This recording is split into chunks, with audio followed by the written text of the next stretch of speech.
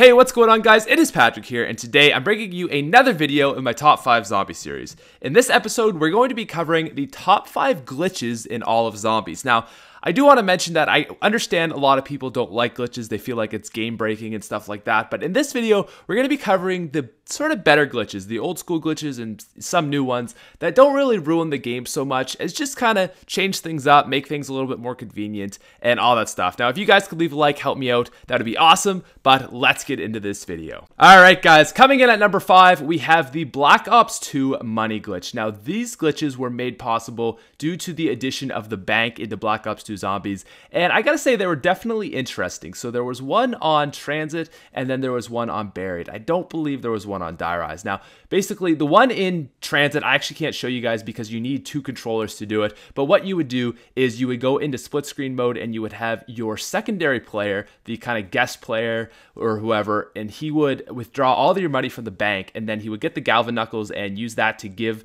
money to your primary player. Your primary player would pick it up, and then he would be able to deposit that money, and for some reason he wouldn't actually lose the original money that the secondary player took out. So it was really cool in that sense because you could get all this free money, and it wasn't that hard. Now, the other one that there was on Buried, and essentially I actually never did this one. Actually, I didn't do the other one either because I don't have a second controller. But basically what you would do is you'd use the time bomb in a way that it would make it so when you take out your money and then you use the time bomb and then you go back in time, you still have the money, basically. And that's essentially how it worked in a nutshell. I don't want to get into depth in explaining it, but basically you just use the time bomb to take money from the bank. Now, what I liked about these glitches were they weren't game breaking. You know, if someone already had money in their bank and they just wanted to get more, to me it didn't really bother me because they already had money in the bank, and I didn't really like the bank because I thought that was a little game breaking. But the fact that you could just get more money, to me, never really bothered me. And I don't know, I thought it was a cool glitch that could save people time. So yeah. Coming in at number 4, we have the Origins Easter egg podium glitch. So when you're doing the Easter egg for Origins, basically the first thing you have to do is get all 4 staffs ultimate. And with this, you have to take the 4 ultimate staffs and put 3 of them in the heads of the robots, and then the final one, the fire staff, down into the main chamber. And then a step will happen and you've completed that bit. And I really hated this step because number 1, you had to get all your players to have a staff, and they had to go and wait for the robots to come. It took forever. You'd also be without a staff for a bit, which made it a little bit more dangerous. Really bad time. Now, what this glitch basically allowed you to do is you could put the fire staff into this podium, but then take it out and then put it back in 3 more times. And that was all you had to do for the step. You didn't actually have to put all 4 in. You only had to put 4 in, but it didn't have to be 1 of each. It could be all 4. You just put the fire staff in 4 times, which made this glitch, it wasn't really like game ruining or anything. It just sped things up, which is what I really liked because I found it to be just so inconvenient having to wait for the robots, and it added like 20 minutes to the whole thing because, you know, you get unlucky with the robots and stuff. That's just annoying. So with this, you know, it sort of allowed you to just kind of speed things up, but not in a game-breaking way, which I really liked.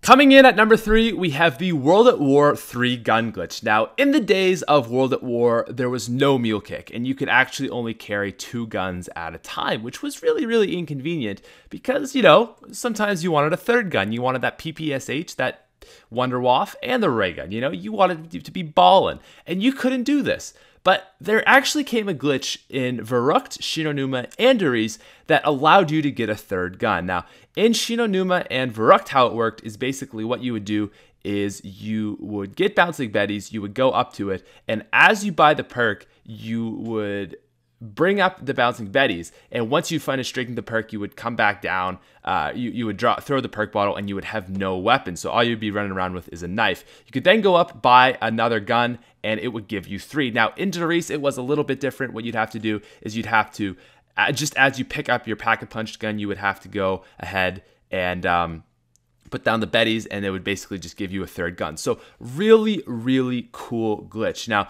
what I like so much about this is we didn't have Mule Kick, and then this gave us just an opportunity. Mule Kick came in the future, so it's not like, again, it's not like this was game breaking or anything. It's not like this was ruining the map, people using 3 guns. it was this thing Treyarch eventually implemented, but just not into these games. And I really, really liked it for that reason. Also, the thing that was nice about it is meal kit is so expensive, and doing this glitch was awesome because you could do it for free. All you had to buy is bouncing betties and an extra gun. So it was a really, really great glitch, and I don't know. It was just always one of those ones that stood out to me as not game-breaking, but just fun to do. Coming in at number 2, we have the Verruckt Juggernog glitch. So this was one of my favorites back in the day, and I gotta be honest, it's definitely something that you might consider to be a little overpowered, a little game-breaking, but back in the day, I didn't care, man. I was all about having fun. Anyways, check this out. So 1 hit, 2 hit, 3 hit, 4 hit, 5 hit, 6 hit, I'm still up. What is going on right now? 7 hit, 8 hit, 9 hit, 10 hit, 11 hits to go down.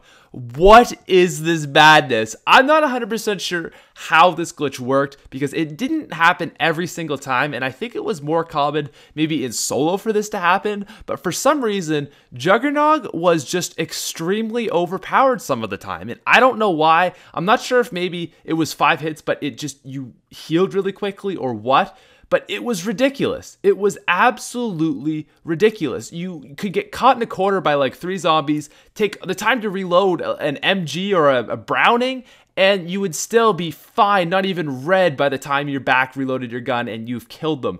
I don't know why this happened, but it was so crazy, so much fun, and just one of my favorite glitches because this was a hard map. You needed everything you could get. And coming in at number 1 on our list of top 5 zombie glitches, we have the World at War barrier glitches. So these originated from Untitled, and oh my god, were they overpowered? Were they game-breaking? Absolutely yes, but they were so ridiculously overpowered and just cheap. So how they worked is there were all these spots around the maps that you would go to that you'd look up on YouTube, and you would run into it, and as you're running, you jump and hit crouch, and you would kind of like fly into it in this weird position that for some reason would sort of make a protective circle around you so that the zombies couldn't get to you. And as you see here, they would kind of go to across the map or wherever essentially you jumped from, and from there, you were good. You could just sit here forever until you ran out of ammo.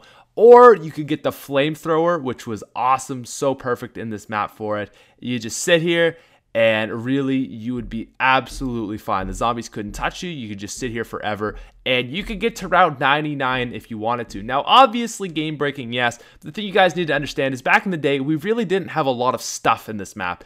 All we had was a mystery box and ray guns. Like, we just camp here, do our thing. There wasn't a lot to do. You couldn't pack a punch or anything, so things got boring, and people wanted to switch it up, so they're like, all right, let's try this glitch out for fun. It was a shame that it did go to the leaderboards, but still, it was a very, very fun glitch, and as you can see, is obviously just the most amazing, incredible, despite being cheap.